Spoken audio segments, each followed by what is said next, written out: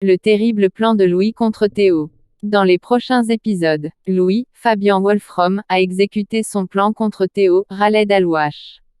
Son objectif est simple. Le fils de Tessier, Benjamin Baroche, doit être rendu coupable d'avoir servi de la viande avariée aux clients du Doubla.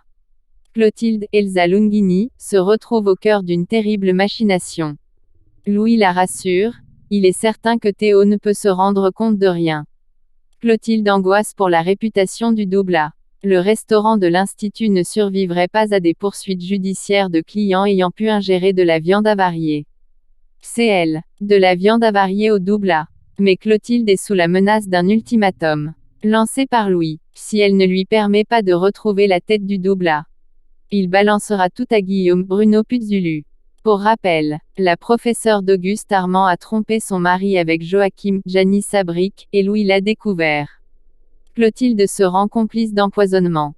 Un peu plus tard, plusieurs clients du Doubla se plaignent du goût de leur viande. Lisandro Agustin Galliana comprend que le bœuf servi est avarié. Clotilde s'empresse de récupérer toutes les assiettes des clients et ordonne à Théo de tout interrompre en cuisine. Tessier élucide que la viande était bel et bien avariée. Les aveux de Clotilde. Théo est convaincu d'avoir été la cible d'un piège de Louis. Clotilde s'emporte et lui demande de prendre ses responsabilités. Théo n'en démord pas, il a été victime d'une machination de Louis. Tessier le recadre. En cas de nouvelle erreur, il sera viré du Doubla. Clotilde finit par retrouver Louis. Le ton monte. Elle lui assène une gifle.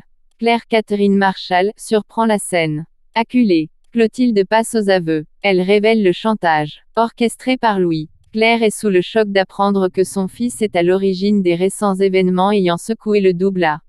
Elle passe à l'offensive en menaçant Louis de tout balancer à Tessier s'il ne cesse pas immédiatement ses agissements contre Théo.